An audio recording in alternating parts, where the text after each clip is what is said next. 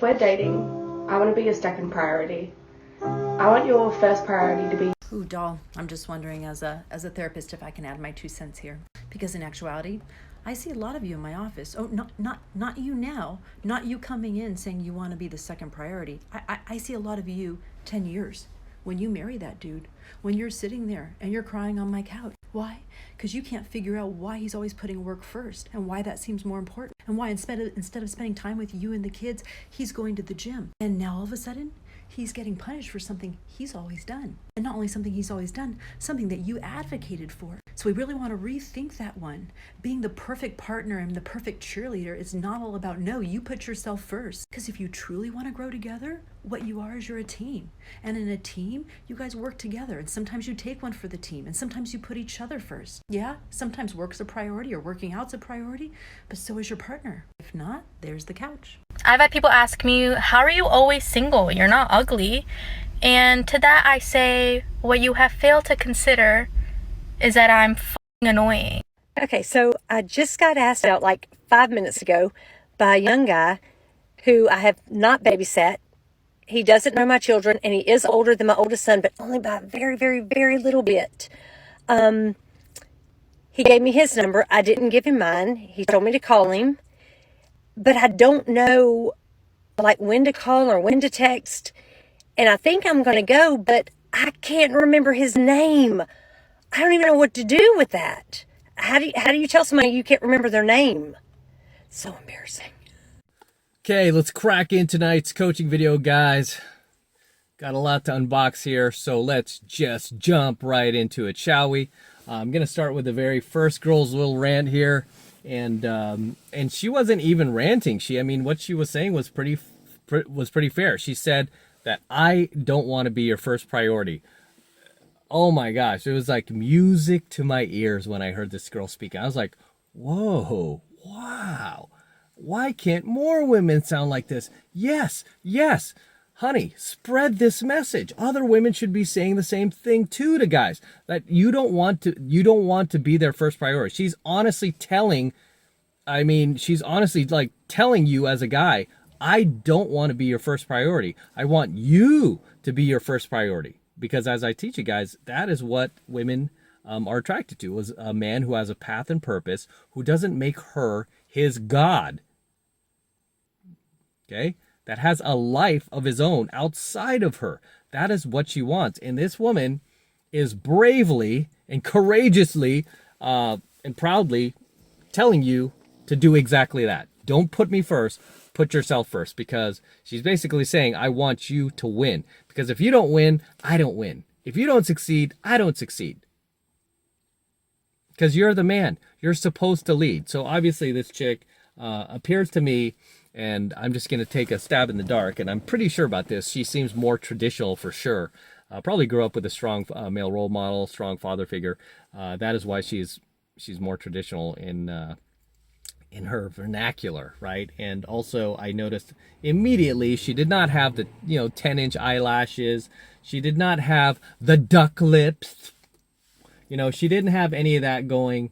And so that tells me immediately, okay, this chick is, she's not down with these modern women. She's down with being a traditional woman, a more feminine woman, a pick-me girl.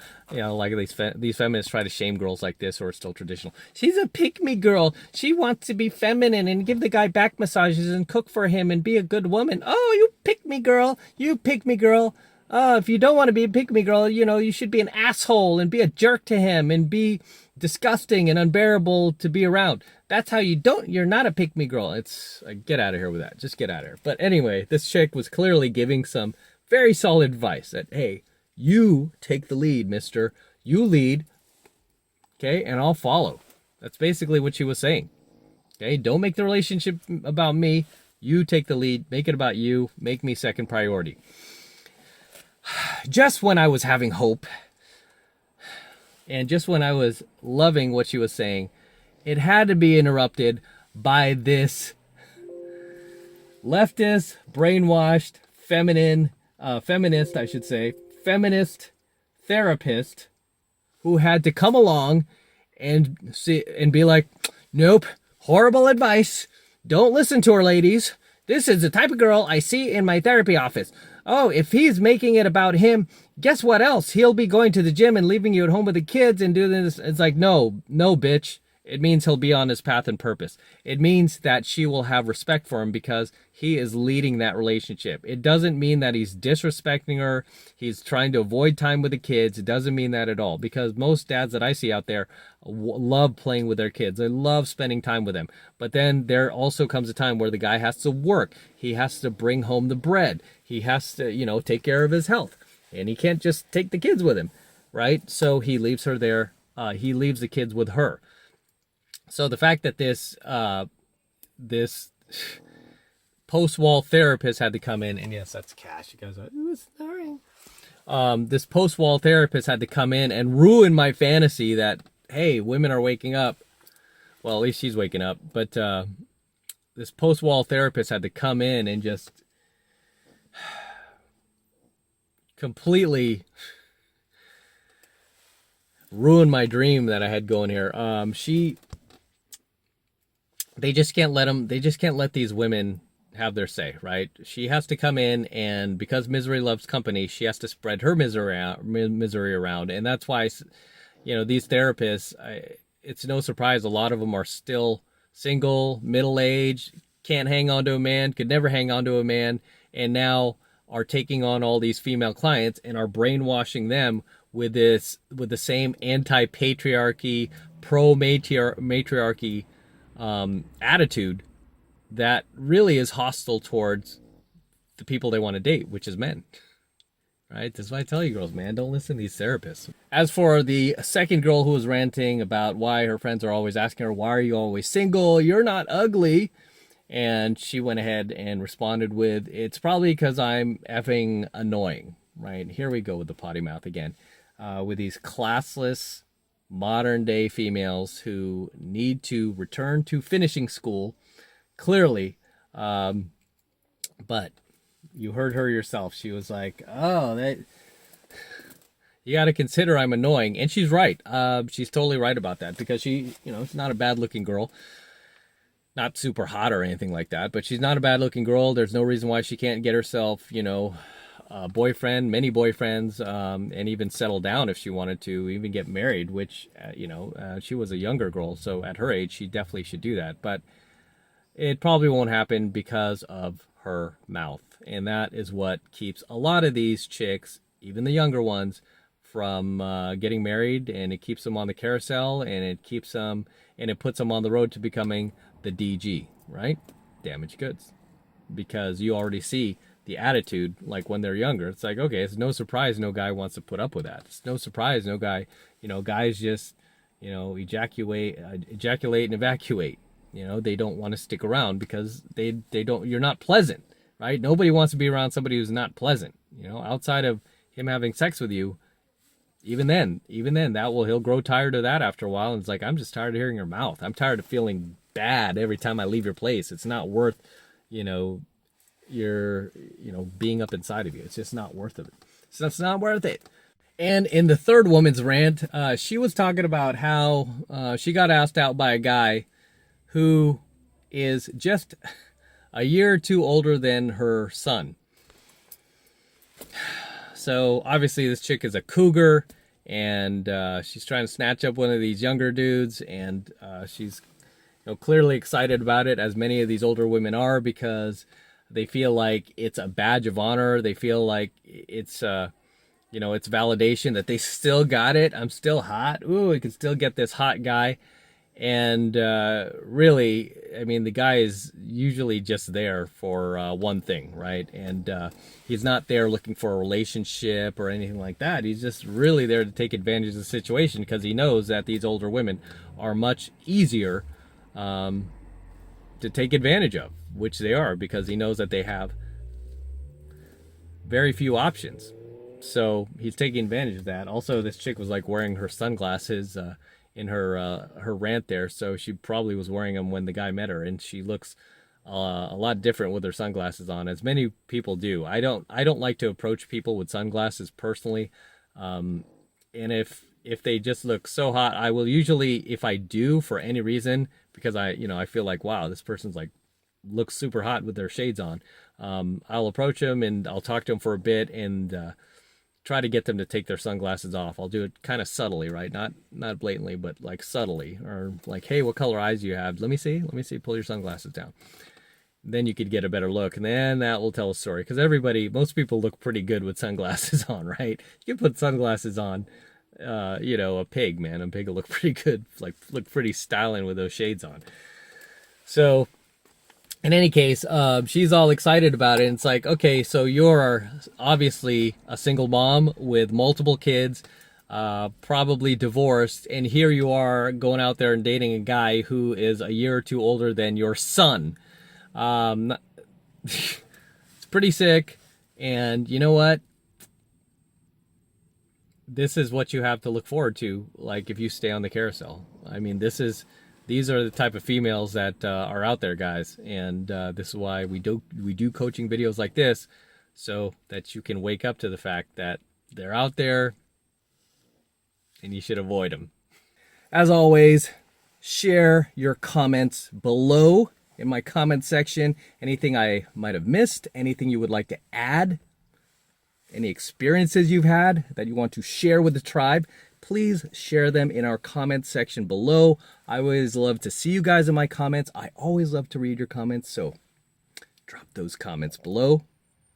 And until next time, this is M from the 33 Secrets, signing out here from my Range Rover, doing the last series of coaching videos in this car. I'm very sad, but I will be selling it very soon. So this is going to be the last round of these coaching videos we're going to do here in my Range Rover. We have a lot of memories in this car. You guys probably learned a ton from me teaching you from this car. And this was the first car that I bought once my channel started to get traction and my business started to get traction. This was the first nice car that I bought myself in a long time.